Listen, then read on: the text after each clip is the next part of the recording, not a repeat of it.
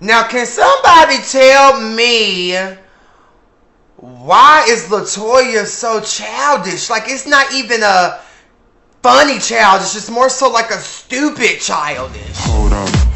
Hey guys, welcome back to the KingCainClothing69. Like think I got what you need, well I have none. Hop off, you're a freak and I'm handsome. Oh my goodness. Hey Caniacs, how everybody's doing? Welcome back to the KingCainClothing69 TV. It's me, King Cain, and I'm pretty much here to give you all a review over the Real Housewives of Atlanta Season 13, Episode 8. Now, I got my Sundays and Mondays off again. I'm back off every Sunday and Monday. I'm extremely comfortable in my own home. I love this little Care Bear thing. We have a little event at the store. A little like pajama jam with the kids or whatever. And I had one across the street to Target to get me this. It is so cute. It's extremely comfortable. I absolutely love it. But yeah, I mentioned earlier to you guys that you guys are a bit spoiled with lives and such. So I won't be going live so much moving forward. Definitely the Caniac conversations will always be live. But me just going live and doing reviews and such is coming to a because I'm about to be extremely busy, extremely gone. So I don't want to get y'all used to, you know, me going live like that. You're going to be receiving lots of uploads moving forward. Nonetheless, I'm still here. The entertainment is still there. And it's always going to be perfectly splendid, okay? So if you're new to my channel, go ahead and like, subscribe, share, you know, let all your girls know, let your husbands know, you know, let your girlfriends know, you feel me? Let everybody know about the King Cain Way TV. Pirapoo. So, moving on, Real Housewives of Atlanta Season 13, Episode 8, right? I think the show is getting a little better. It's definitely getting a little better. It opens up with the girls still on the bus and everyone's complaining about, you know, not only did Kenya fly private, but she's bringing the baby, she's bringing the nanny, she's doing this, she's doing that. And, you know, it's just a lot of emotions and a lot of the girls are just simply not here for it. I understand where Candy is coming from when she's defending Kenya. Like, Kenya don't really have no friends. She ain't really got, you know, no family or nobody that she trusts to leave her baby with. And honestly, I feel Kenya on that. You can't be leaving your kids with anybody these days. Motherfuckers is crazy. People is tired. People is through. And it's just a different time. So I don't care. My baby gonna come with me wherever, because I'm not leaving my child with just anybody. I do feel like Mark Trade Daly needs to step up as a father, because that is your child, and it's so unfortunate that, you know, the black mom always has to be the one to put on the big girl panties and just, you know, she's expected to hold it down, and I just don't think that that's right. Anyways, Portia's over. She's like, well, child, she ain't got no help. She ain't got no help. And the girls kept saying, well, Marla kept saying, she has money. She has money. Yeah, a bitch can have money and can do this and can do that, but do you really just want to be leaving your kids with people? Now, I get that. So, was that Ashley's reason on Potomac as well? I think I would have, well, I was already on Ashley's side about that, because bitch, if I want to bring my child, I'm going to bring my child, as long as there's no, like, distractions. But I do love how even Ashley had brought her little cousin or whoever that was to look after Dean. So as long as the baby is just not in the mix and, you know, all over the situation with everybody, I don't think that that's a problem. We get to the house. Kenya and LaToya, they're having a murder mystery party.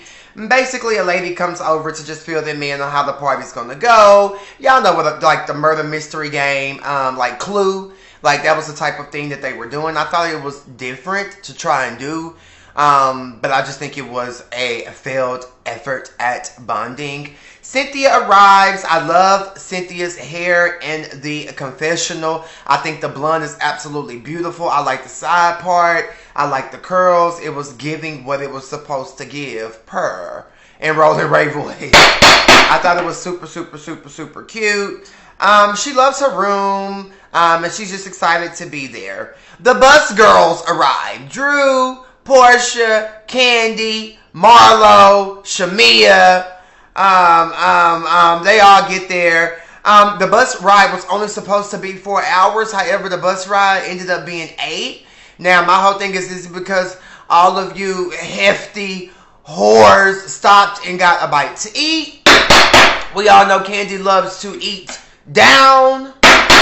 So why did the 4-hour ride turn into 8 hours? They didn't really go into details and explain that, but I can almost rest assured that it absolutely has something to do with the girls stopping to get food. They get right to the game when they get there, picking their alter egos and just having a good time. The energy is real cute in this moment. It was actually nice to see the girls getting along and just having a good old, grown woman time, They're taking shots and such. The girls are turning up. Like, it's a turn up moment. It's a girls trip. Ain't nobody got time. Ain't nobody got time. Next thing we see, Big Mama in her khakis ran through and died. So the girls are like, what's going on? What is this? The cop comes in.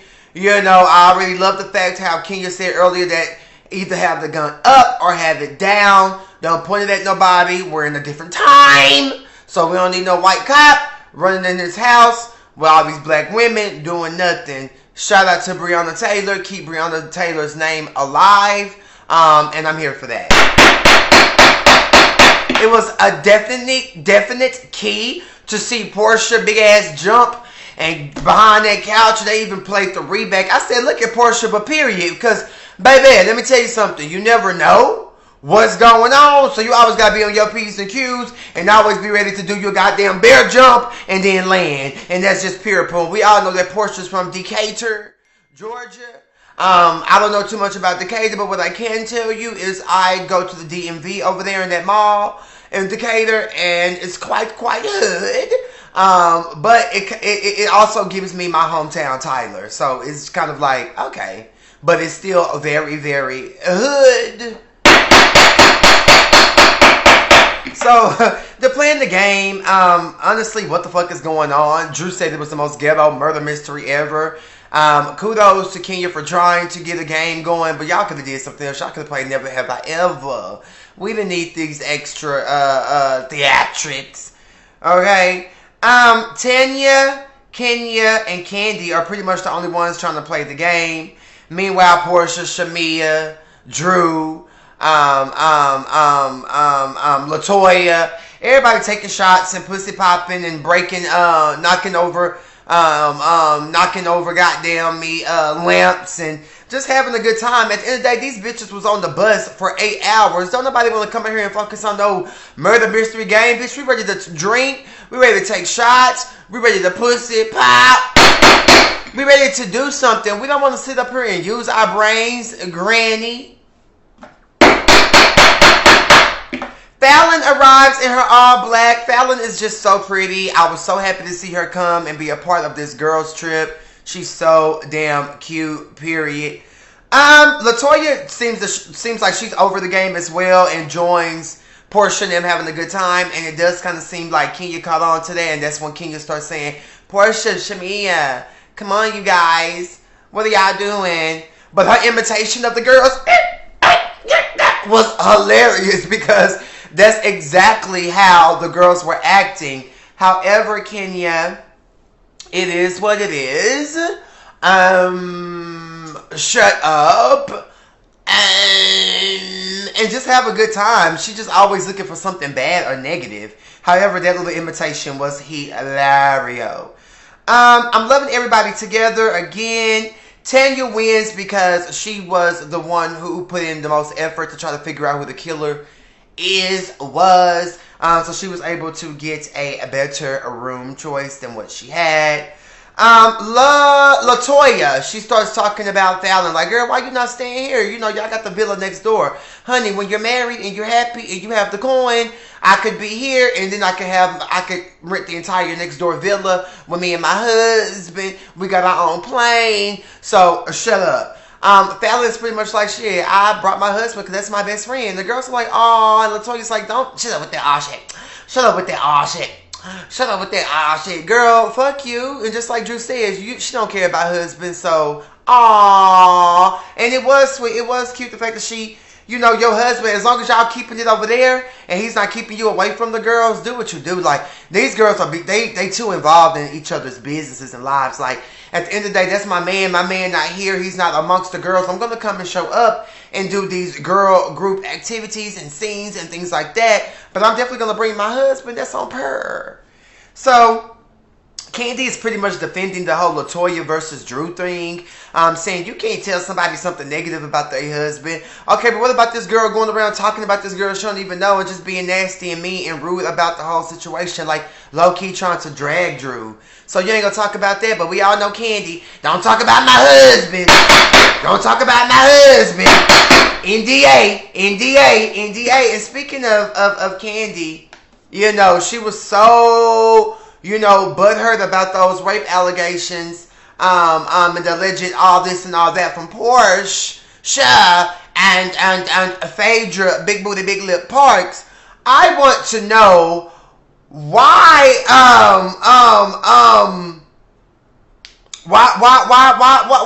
what's going on with Tiny and T.I.? I know, see, that's the thing. These girls out here, they praise these girls. They love these girls, and these girls be some whole crooks and criminals. Now, I'm not saying I wholeheartedly believe what's going on or what I've heard in the media, but allegedly, T.I. and Tiny got a lot going on with drugging the girls and, you know, getting sexual favors and such. So, baby, I don't know, but is it birds of a feather flock together? So, moving on. They leave and they go to look at the rooms and stuff. They're still having a good time, and you know, LaToya still kind of felt a certain type of way about Drew saying, "I said you don't care about husbands, boo." And I feel like, okay, Drew, bitch, I said what I said. You don't think I'm gonna repeat it, girl? Bye. And next thing we know, goddamn, LaToya done grabbed Drew, talking about, let's talk about your struggling husband, huh? What are you talking about? First of all, bitch, don't touch me. You're a weirdo. You're a drunkard. And it just wasn't cute. It wasn't becoming. LaToya needs to go back to YouTube. And it just definitely seems like Toya would be a good fit for Bad Girls Club or Love and Hip Hop Atlanta, because she's very gimmicky with bringing the gifts and, you know, keeping the petty drama going. So I definitely do think that LaToya should disperse. Because I'm just not here for her filler face. And it's just so unbecoming. Drew told her, don't be putting your motherfucking hands on me. Last bitch that did that had her head rammed into a fence. Pure poo. I love how all the girls are holding LaToya accountable. And I love when Marlo told her, bitch, that's just hashtag code. You don't put your hands on nobody, period. They end up giving everyone their room. Marlo hates her room. It's extremely tiny and late. They're eating dinner and kikiing. It's low-key segregated. You got the aunties, Candy, Cynthia, Kenya, and LaToya. They was all sitting in there, and then, you know, the aunties, the nieces, it was Shamia, Portia, Fallon, Drew, Marlo, the fun girls, the girls that we actually watched the show for. They were all, in Portia's room, and they were just all talking about this bitch grabbing Drew and just how irritating and annoying it was, and the fake little apology that LaToya was trying to give and was still trying to be funny. It was just very very high school, very mean girl. It was just very stupid, and it was almost cringe-worthy to watch the acting situation, because Drew wasn't playing. Drew was really probably gonna knock this bitch head off her motherfucking shoulders, and LaToya wasn't expecting that, and that's the real tea right there. I do want to go on record and say that I absolutely love the nieces. And Portia said it's not about age. It's all about mindset. Get into it. Come on, nieces versus aunties. I'm here for that. They discussed Marlo's room and, how she's gonna make the living room her room, and how she can't believe Kenya just gave her this nasty, small, disgusting room. You know, I'm a diva. So I did love the fact that Marlo did turn the living room into her room and put her bags and, you know, made it a situation. We got to see a little bit of Brookie Cookie. Hey, Brooklyn. I hate that we can't see Brooklyn's face, her beautiful, gorgeous face, because of her trade daddy. I just think that that's just not cool, and I'm not here for it. But whatever, I digress. They discussed the auntie thing because the girls had all came back out, and Shamia had called, you know, them aunties, TT, and Kenya was like, ooh, I don't know if I want to accept that yet, or this, that, or the third. Now, is Shamia's auntie Reed, is that getting old? Is it late? Because she did say at the season 9 reunion that Portia brings out a fun side to auntie, when it comes to Phaedra. So is Shamia badgering the auntie thing, and isn't Shamia and Candy really good friends, and ain't Shamia about 40? I do love Shamia though. I do think she's beautiful. She has some great comedic relief. And I feel like she don't be holding back. She say what she say. So Candy in her confessional just like, damn, Shamia, you supposed to be my girl. So when you with them, I'm auntie, but damn. So you can definitely tell that Candy was felt a little type of way about that auntie comment. Now, I do feel like Candy can be fun, and I do think that Candy is a lot of fun. She's freak nasty motherfucker. But I do think that sometimes when Candy is around Kenya and Cynthia, she kind of tones down her fun energy. I do think that in her yellow, shout out to No Instagram Jeremy, he got her together, Pura. I love Candy's new confessional in that yellow. And you could just so tell that Candy's feeling the shade from Shamia and the whole aunties thing, because later we see Candy try to put on her try to put on her lingerie and her, you know, cat suit and come kiki with the nieces. So Candy girl, that hurt your feelings, child. Drew tells her husband the next morning about this bitch grabbing her, and he's just like, nah, that's way too fucking much. The pig looks absolutely nasty. Kenya has them having a pig roasted. Apparently, pigs being roasted, that's like a thing.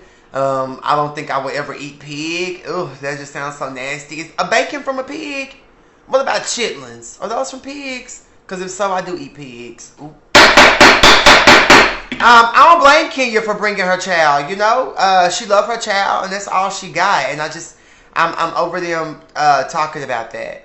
Marlo and Candy, they have a moment just about Marlo is really hurt about the fact that she got this trash ass room. Like, Kenya, bitch, what is it? So we're definitely seeing a different side of Marlo. It seems like Marlo really wants to move forward and be friends and stop the bullshit, stop the dumb shit. No, she don't want to be besties with Kenya. Fake booty, big booty, more.